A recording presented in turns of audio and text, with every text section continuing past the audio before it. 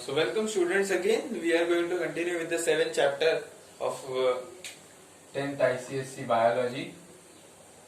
Okay, 7th chapter. Second part of this chapter, and we are going to continue from the tropic movement part. Tropic movements in plants. Okay. In previous half we had seen about the plant growth hormones. 5 types of growth hormones: auxins, gibberellins, cytokinins, okay, ethylene and abscisic acid. 5 types of growth hormones, their various functions, where they are present, how they move, how in different aspects, how they help in growth of the plant, which of the hormones inhibit the growth of the plant, and so on and so on. So in this part, the last part of this chapter, we are going to see about the tropic movements in plants. So what is basically tropic movement? Tropism. Tropism means movement of plant in response to external stimulus is called as tropism. Okay, tropism is basically movement of plant in response to external stimulus, and tropic word has come from a Greek word called as tropos. And tropos means to turn. Okay, so tropic movement basically is growth of plant in response to external stimulus received or external stimuli received. So this is called as tropism. Means movement of the part of the plant in response to external stimulus. Means the part of the plant that receives the external stimulus will grow towards the external stimulus. So that has different varieties, different kind of types. We are going to see one by one. So let's get started very quickly. So different types of tropic movements are seen. Just I would like to enumerate a few of them that we are going to study. Phototropism, geotropism, hydrotropism, chemotropism, and last one is thigmotropism. So we are going to see one by one in detail each one of them. It is very much simple topic, okay? You just need to remember why is that term called and what happens in each one of them, and if possible one example of each, okay? So let's get started. First we are going to see is phototropism. So what is the definition of phototropism? The growth of the parts of the plant in response to an external stimulus of light. Photo means light, so the growth of the part of the plant in response to external stimulus of light. So you can see that if now the most famous experiment, it was performed that two plants were kept, a plant was kept in a dark room, okay, and a small portion of light was allowed to come in through the dark room, a very small portion. After a few days, what was seen that the shoot or the stem of the plant grew towards the light region, okay, like this. This was the dark room, and through this, so here was a plant kept,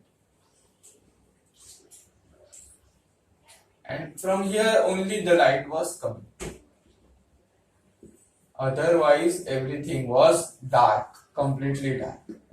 So what was seen is, so after some days the plant began to grow in like this fashion, bending towards sunlight, okay, from where the sunlight was received. So what happens is, from the part of the plant that receives the light stimulus, some substances are released in that part, and due to that substances the part of the plant grows towards that light, towards the stimulus of light.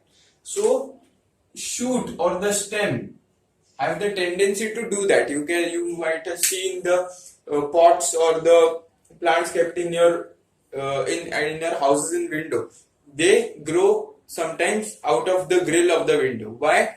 Because they get a stimulus from sunlight, so they grow towards the sunlight. So the stem of the plant has the tendency to show phototropism. That is, the stem of the plant has the tendency to grow towards the sunlight. So it is called as, stem is called as positively phototropic. What it is called as? Positively phototropic. Whereas roots, now roots grow under the ground, whereas sunlight is coming from above the ground. So root is growing in opposite direction to that of light. So root can also be called as negatively phototropic. Means it is not showing good response to light, but it is moving towards the ground. So stem is called positively phototropic and root is called negatively phototropic. Similarly, flowers, some flowers also show positive phototropism. Okay. So this is about phototropism. Phototropism is basically the movement or the growth of the part of the plant in response to an external stimulus of light. Various kind of very easy experiments are given in your textbook. You can just go through each one of them. It is very easy. You might understand it very clearly by reading it yourself. So there's no need as such. Next is geotropism.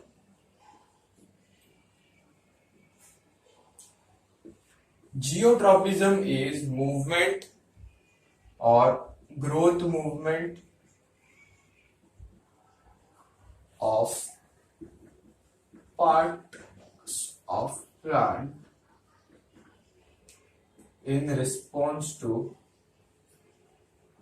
stimulus from the ground or earth.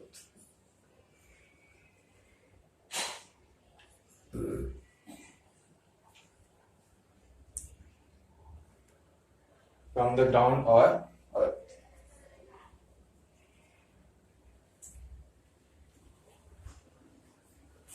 So this was about for geotropism. So geotropism is basically growing of the movements, growing of the parts of the plant towards the earth. Okay, towards the earth. So that is away from the sunlight. Okay. So roots have this tendency. So roots are called positively geotropic. Okay, roots are called as positively geotropic. And what can the stems be called now? Negatively geotropic. Means the tendency to grow towards the earth is absent in stems, therefore they are called negatively geotropic, and that in roots is present, so they are called as positively geotropic. That is the tendency or the growth movement of parts of the plant in response to the stimulus from the ground or earth's gravity, we can say. Okay, so that was about geotropism. It is very simple topic. You just need to remember the definition and what happens in each one of them. Okay. Next that we are going to see is third, hydrotropism. Movement or growth of plant parts in response to stimulus by moisture. Moisture means damp or wet thing. So whenever there is wet stimulus, the wet substance sends a signal or sends a stimulus, so sends a stimulus to part of the plant, and if in response to that stimulus the part of the plant grows, okay, the part of the plant grows, so it is called as the it is called as to be showing hydrotropism, okay. So part that grows towards moisture,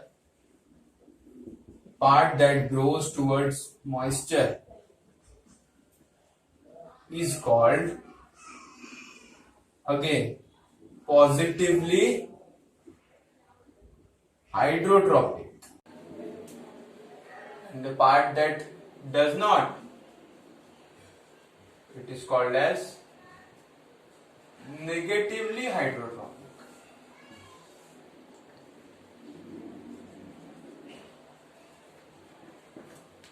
Okay. So, for example, roots, you can say. Root has a stimulus of moisture from the underground. Okay. In the soil, moisture is present, water is present. So, root get a stimulus from the moisture, and they grow more inside the soil. So, the stimulus has been received by root, and they are moving towards the water. They are showing positively hydrotropic movement. That is positive. They are positively hydrotropic, or they are showing positive hydrotropism. Whereas shoot grows upwards, but water is present inside the soil. So shoot is moving away from the water. So that is shoot, or the stem is showing negatively hydrotropic movement or negative hydrotropism. Okay. So that was about negative hydrotropism. Or that was about rather hydrotropism.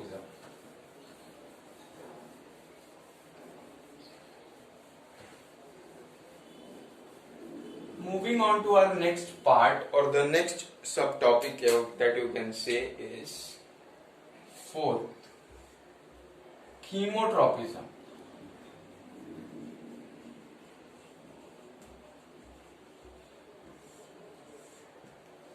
Now what is chemotropism? Chemotropism is the growth of the plant organs in response to chemicals. Okay, growth of the plant parts in response to stimulus from chemicals. Growth of the plant parts in response to stimulus from chemicals. What is the example? A very famous example, pollen tube. Okay, in previous year you have, in previous standard you might have seen the growth of the pollen tube in response to chemicals secreted by the synergid cells. Okay, you might remember or not, I don't know. Like this.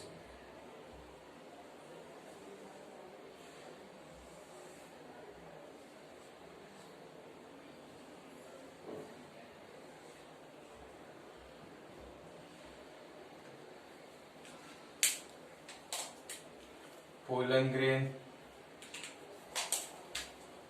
grain had fallen on this, and from this pollen grain, pollen tube grows. Okay, pollen tube grows and grows. So what is the stimulus, or what stimulates the growth of this pollen tube?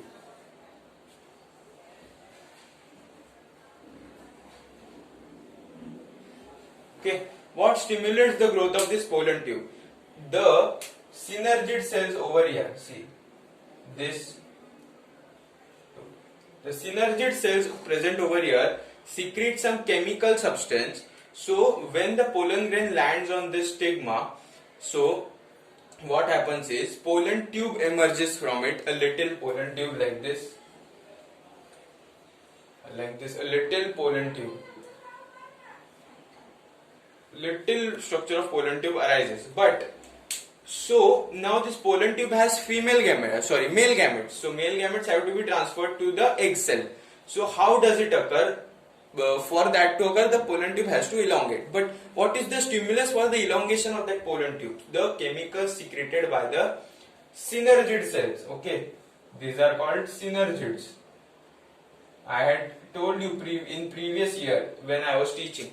So the synergid cells secrete some chemicals. So these chemicals are perceived by this end of the pollen tube, and in response to that, the pollen tube enlarges and elongates, and in this way the male gametes in the pollen tube are transferred to the egg cell over here.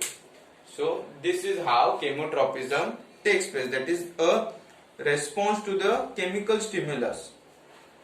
Okay. And another example that in your textbook might have been given is the growth or the movement of tentacles in Drosera towards the source of nutrition is another chemotropism. Drosera is an organism. Okay, Drosera is an organism. It has tentacles. You might have seen Hydra. Okay, Hydra is like this. So Hydra also has tentacles on its surface, on its body. So in the similar manner, Drosera is an organism that has tentacles, long extension. So that long extensions receive an external stimulus from food materials or nutrition. So the parts where nutrition is present, the nutritions release some chemicals, and the chemicals secreted by the nutrition are detected by the tentacles. Okay, tentacles has certain kind of neurons or certain kind of nerve cells or sensations which detects the chemicals, and they grow or they move towards that food material so that the nutrition can be absorbed. So in this way, chemical or the chemotropism takes place in Drosera, and similarly pollen tube or in fertilization process, chemotropism helps, or the chemical stimulus helps the fertilization to occur more efficiently and effectively. So that was about chemotropism.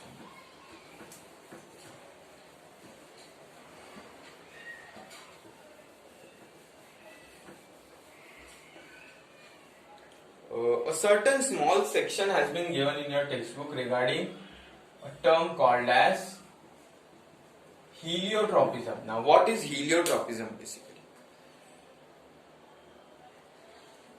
So, what occurs is, it is seen in, first of all, sunflower. So, a sunflower, okay, a sunflower might be present, okay. So, when a sun moves from, rather say, east to west, okay, as the sun moves from east to west during the course of the day, the sunflower also changes its position. Like it was first facing towards the position where the sun was present. Later, it also changed its twisting its a little bit position. Why? Because due to sunlight, what happens is, in sunflower, auxins are secreted. Auxins, and auxins are growth hormones essential for the growth. So, movement of the sunflower in response to sunlight, okay, in response to it can also be called as phototropic, but what is occurring is, the stimulus of light is there, but the effect of the light is production of auxins, and because of that auxins, the part of the plant which is in shade, it bends towards that side. So it is a very complex or very different kind of concept, but you can remember as a different type like heliotropism. What occurs is, the sunflower plant contains auxins which are sensitive to sunlight. When the sunlight falls, auxins are synthesized. So they migrate from the part of the plant that receives the sunlight to the shaded region of the stem. So what happens is, when the auxins are present over here, Okay. If the sunlight falls on this auxin, they are sensitive to sunlight. So what happens? The part of the plant where sunlight is not present, auxins are transferred to that part. Like this.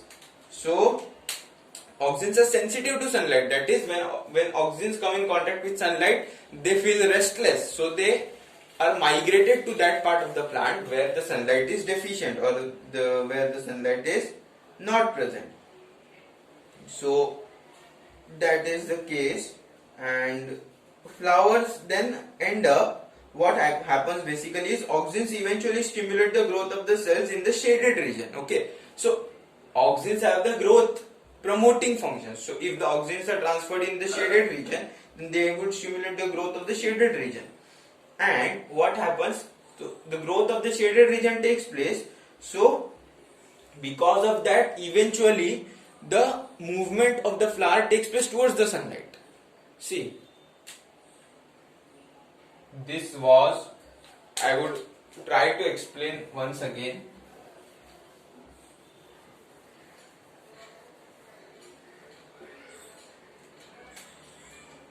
This was sun, sunshine wala sun.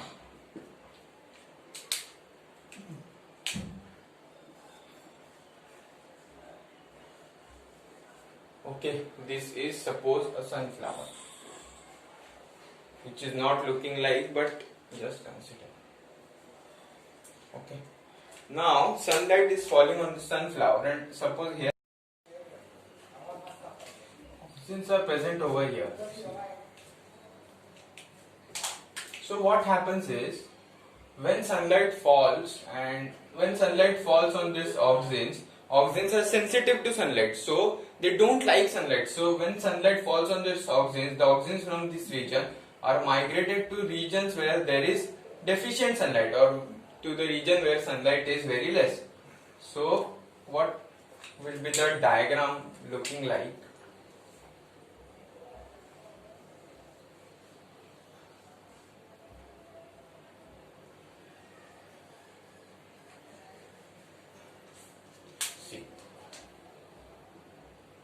The auxins are migrated to a region where the sunlight is deficient, or where there is shaded region. So that part of the flower, or that part of the plant which is in shaded region will grow, because auxins have growth promoting, or I can write growth promoting. Auxin is growth promoting. So in shaded region, the part is growing and growing and growing. So because of the growth of the shaded region, this part grows, and the part of the plant which is in sunlight bends more towards light. So it seems that the flower is moving in response to light, but what happens is, basically it is a kind of chemotropism, where movement of auxin is causing the growth of the shaded region, which in turn is causing the shaded region to grow, and because of the growth of the shaded region, the part of the plant which is shaded is increased. Because of that, the other part is raised more towards sunlight. So this is a kind of chemotropism which appears like phototropism. So just remember this. Heliotropism. It is a type of chemotropism only.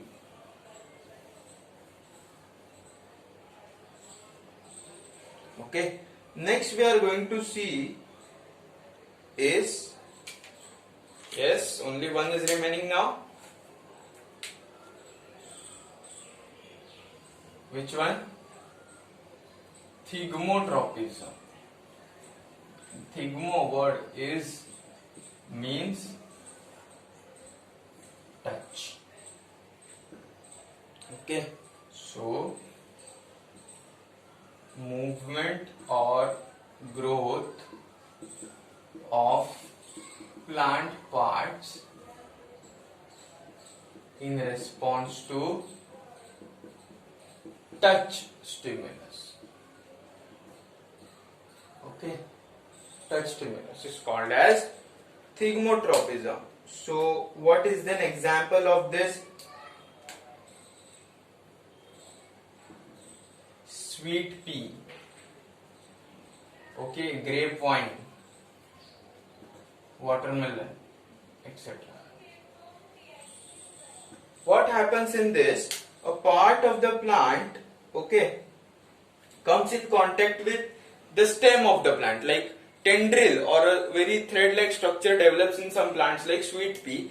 They come in contact with stem of the plant. So from the stem of the plant, they receive a touch stimulus. So because of the touch stimulus, they wind around the stem and they grow and grow and grow. So the touch stimulus from the stem stimulates the growth and it winds around the stem of the plant. So basically what happens is a stimulus is perceived by the tendril tips. So the thread-like structures that are developed in sweet pea is called as tendrils. Okay, tendrils. So the tendrils the tip of the tendrils receive the touch stimulus to the from the stem, and the entire tendril becomes sensitive or to the stimulus. So the tip receives the stimulus. So received stimulus by tip, but entire tendril becomes sensitive. Entire tendril becomes sensitive. So due to this, what happens is, after the stimulus is received, the tendrils start twinning around the support. So from where the stimulus was received, they start twinning. Like if this is the stem, then they would start twinning around winding around the branch of the stem from which it is receiving the touch stimulus. Okay, so the tendrils are a good example of, and you can say are thigmotropism. So that was about the tropic movements we had seen. Okay, we had seen from beginning for at the beginning of this chapter growth hormones, 5 growth hormones, auxins, gibberellins, cytokinins, and what was later ethylene and abscisic acid. So growth promoting were auxins, gibberellins, cytokinins. Okay, ethylene was growth promoting also, growth inhibiting also, and abscisic acid was growth inhibiting hormone. And another important or the next part of the chapter is tropic movement in plants. So we had seen total 5 types of tropic movement in plants starting from this video. Phototropism or phototropic movement. Next was geotropic movement or geotropism, that is growth in response to gravity or towards the earth. Next was hydrotropism in response to moisture. Fourth was chemotropism in response to the chemicals released, and another dimension of the chemotropism was heliotropism that was seen in sunflower, and another or the next one which we can say, or the last one which we discussed over here, was thigmotropism, that is the movement or growth towards the stimulus of touch. So here we conclude the chapter. Okay, a very easy, informative and easy to learn chapter. Read through the textbook, make proper notes so you can revise it very quickly. No more than 20 to 30 minutes are required to read this chapter if you make the notes properly after watching the video. So I would urge you to make proper notes of this chapter, and those who had not sent me earlier of the first part can send me combiningly of the first and second part of this chapter, the notes prepared by you on my number. But preparing notes is important because you might be able to learn it more properly, and it would help you to revise it later very quickly. Hardly 10 to 15 minutes will be required for the next revision. So do prepare notes and read the chapter thoroughly from the textbook, and try to read the activity section also, which I have not included in this because it was not much required. It is very easy, you can read it and understand it by yourself. So do read it. Thank you.